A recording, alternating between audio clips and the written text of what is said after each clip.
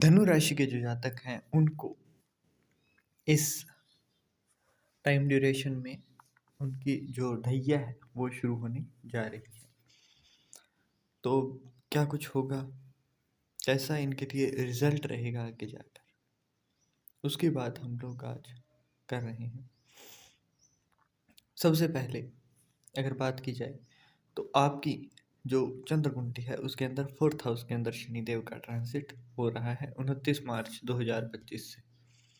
इसके बाद अगले 2.5 साल तक आपकी शनिदेव की ढैया चलने वाली है।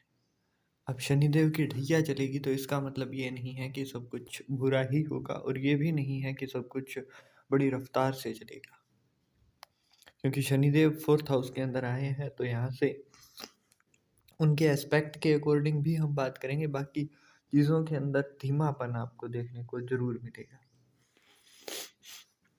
बात करते हैं एक एक करके क्या इनके इम्पैक्ट रहेंगे शनिदेव के। शनिदेव 4th हाउस के अंदर है। 4th हाउस आपके लाइफ के अंदर लग्जरी का है, आपकी प्रॉपर्टी का है, आपकी माता का है, और वहाँ से एस्पेक्ट जा रहा है 6ठे हाउस पर जो कि आपके मामा के घर का भी है और रोग रिपू ऋण का भी है। 4th हाउस के अंदर जब भी शनिदेव होते हैं तो एक तो ये आपकी ओवर थिंकिंग को इन्हेंस करते हैं, मतलब बिना वजह का भी आप सोचने लगते हैं। यहाँ पर आपके 9 नंबर की राशि मतलब धनु राशि के ऊपर भी एस्पेक्ट है 1st हाउस के अंदर, तो चंद्रमा पर भी एस्पेक्ट आ गया तो आपकी भी ओवर थिंकिंग बढ़ेगी, आपकी माता की भी ओवर थिंकिंग बढ़ेगी, चिंताएं बिना मतलब की बढ़ती जाएंगी।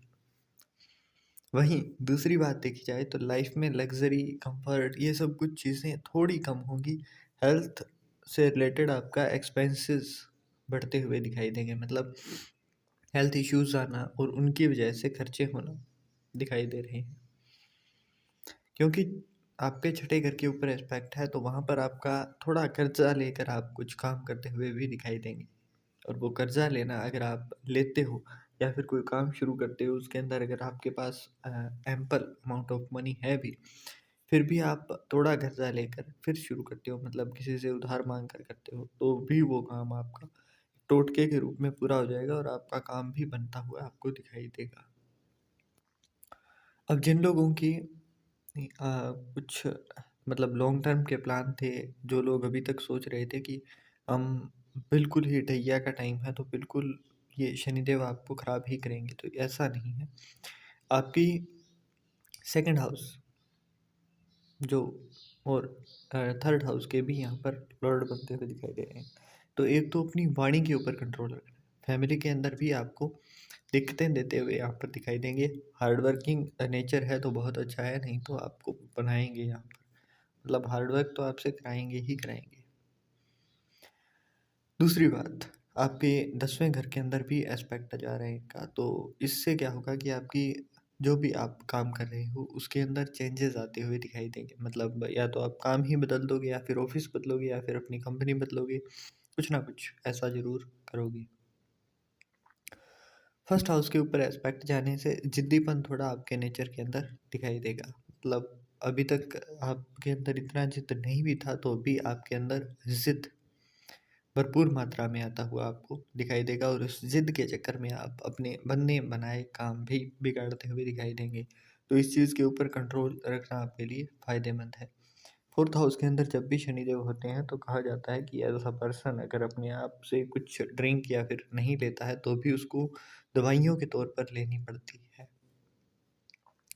तो अगर आपसे और कुछ नहीं हो सके तो आप कफ सिरप की कोई बोतल लाकर उससे माचिस की तिल्ली उसके अंदर डुबोकर देन अपनी जिह्वा पर हल्का सा उसको लगाकर देन किसी काम पर जाना शुरू कीजिए, क्योंकि आप खुद से नहीं लोगे तो भी आपका मेंटल स्ट्रेस, आपका ये सब कुछ इतना बढ़ जाएगा कि आपको दवाइयों की तरफ जाना पड़ेगा, और फिर वहाँ से भी कुछ ना कुछ आपको इस तरीके का कुछ मेडिकल सब्सटेंस, ड्रग्स वगैरह आपको लेनी पड़ेगी।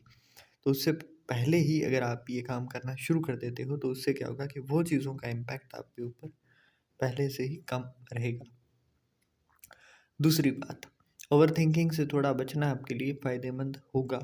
यहाँ पर 15 अप्रैल से लेकर मिड मई तक आपको देखा जाएगा कि जिन लोगों के पास जॉब नहीं थी तो वहाँ पर आपको जॉब भी मिलती हुई दिखाई देगी।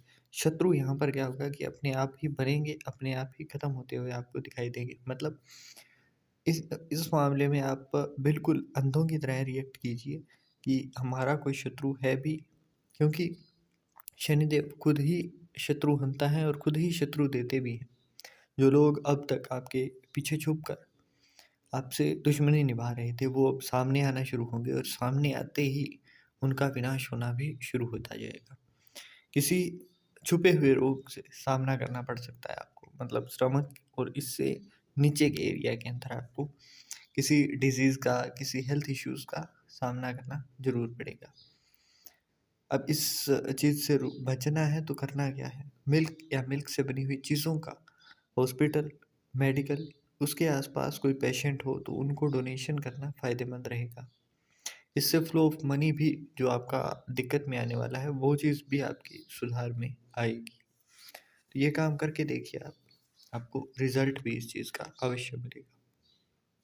बाकी ढैया जो है, ढैया आपकी सिर्फ़ एक मानसिक भ्रम है कि आपके साथ अब आगे आने वाले 2.5 साल के अंदर कुछ भी अच्छा नहीं होगा, क्योंकि कई सारे लोग इसी शनिदेव की ढैया में, शनिदेव की साढ़े साती में ही बहुत अच्छा कुछ अचीव भी करते हैं। तो ये चीज़ बिल्कुल भी दिमाग में ना रखें, अपने दिमाग से ये चीज़ निकाल दें कि अपना ढैया का वक्त जो होगा वो सबसे बुरा होगा, या फिर उसके इम्पैक्ट सारे के सारे बैड ही आने वाले हैं।